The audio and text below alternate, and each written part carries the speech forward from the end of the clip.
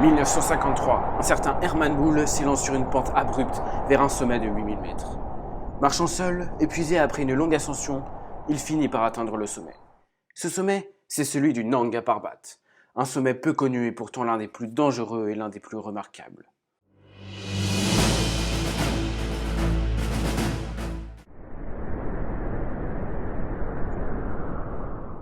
Le Nanga Parbat est situé au Pakistan, juste à côté de la vallée de l'Indus. C'est d'ailleurs la dernière montagne de l'Himalaya. De l'autre côté de la vallée de l'Indus se dresse le massif de l'Hindu-Kush. Une chose qui rend unique ce sommet est le fait qu'il est isolé des autres sommets de 8000 mètres. On retrouve des 8000 le long de la frontière sino-népalaise, ici et ici, ainsi que dans le massif du Karakoram. Le Nanga Parbat, lui, fait figure d'exception. C'est un sommet solitaire. Le Nanga Parbat est ainsi le seul 8000 ne se trouvant pas à moins de 20 km du plateau du Tibet. Retenez bien cette dernière information car elle est absolument cruciale pour comprendre le prochain fait surprenant sur le Nanga Parbat. D'un certain point de vue, c'est le plus haut sommet sur Terre. Oui, vous avez bien entendu, le plus haut sommet sur Terre. Laissez-moi donc vous expliquer pourquoi. Depuis le niveau de la mer, le Nanga Parbat ne s'élève qu'à 8125 mètres, soit beaucoup moins que l'Everest, et c'est 8849 mètres. Mais, rappelez-vous du plateau du Tibet.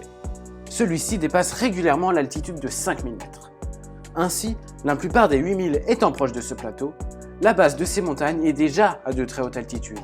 Depuis sa base, l'Everest ne fait donc que 3700 mètres de haut, et aucun sommet de 8000 mètres a une altitude basse sommet qui fait plus de 4000 mètres. Mais, encore une fois, le Nanga Parbat fait figure d'exception. En prenant le fond de la vallée de l'Indus pour base, la hauteur basse sommet du Nanga Parbat est de 7000 mètres. C'est véritablement gigantesque. Dites-vous que face à ce géant, vous auriez l'impression de voir une montagne 2 fois plus haute que l'Everest. À part le Nanga Parbat, peu de montagnes peuvent se vanter d'avoir de tels dénivelés. Le Nanga Parbat, c'est littéralement la masse visible la plus imposante sur Terre. Vous comprenez bien maintenant pourquoi le Nanga Parbat est un géant solitaire.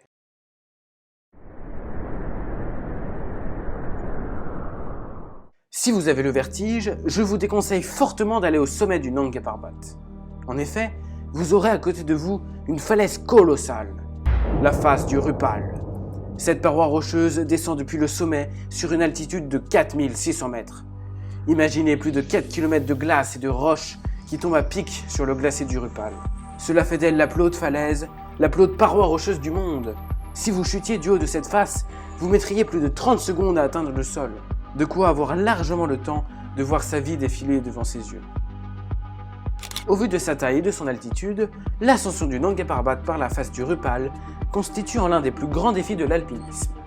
Cette terrible paroi rocheuse n'a été gravie pour la première fois qu'en 1970. Et l'hiver, personne n'a encore jamais réussi à la gravir. La dernière tentative de l'ascension du Rupal en hiver remonte à 2022 par une expédition allemande, mais celle-ci a échoué en raison des vents violents et des températures extrêmes.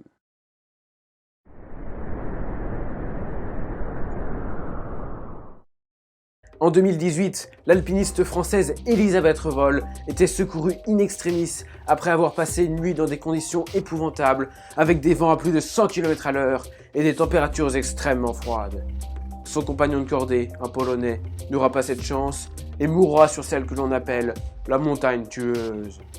Comme lui, la montagne aura fait de nombreuses victimes. La première victime du Nanga Parbat remonte à l'année 1895.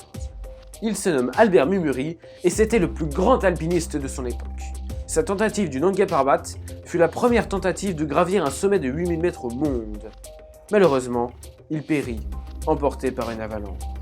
Après lui, d'autres expéditions vont voir le jour. Mais aucune n'est victorieuse et les morts s'enchaînent.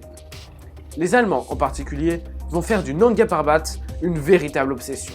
Déterminés plus que jamais à être les premiers à parvenir au sommet, ils feront pas moins de 4 tentatives infructueuses. Lorsque le Nanga Parbat est enfin gravi en 1953 par la 5e expédition allemande, la montagne a déjà tué 31 personnes. C'est notamment l'auteur de cette première ascension, Hermann Bull, qui appela pour la première fois le Nanga Parbat la montagne tueuse.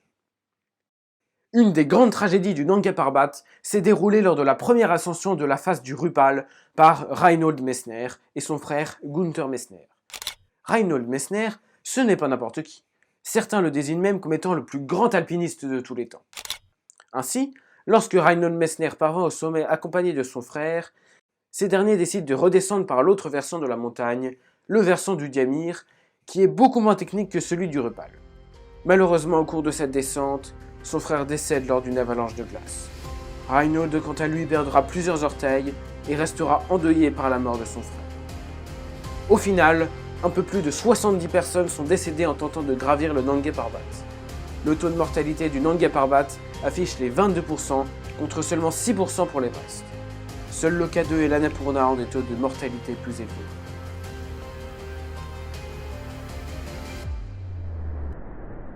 Ce gigantesque sommet qui se dresse au-dessus du fleuve Indus ne se laisse pas grimper par n'importe qui. Aucune voie pour accéder au sommet n'est aisée et toutes sont exposées à de violentes avalanches et chutes de pierres. Seule l'élite peut aspirer à fouler le sommet du Diamir, un autre nom du Nanga Parbat, dont la traduction est particulièrement révélatrice de son identité. Le roi des montagnes.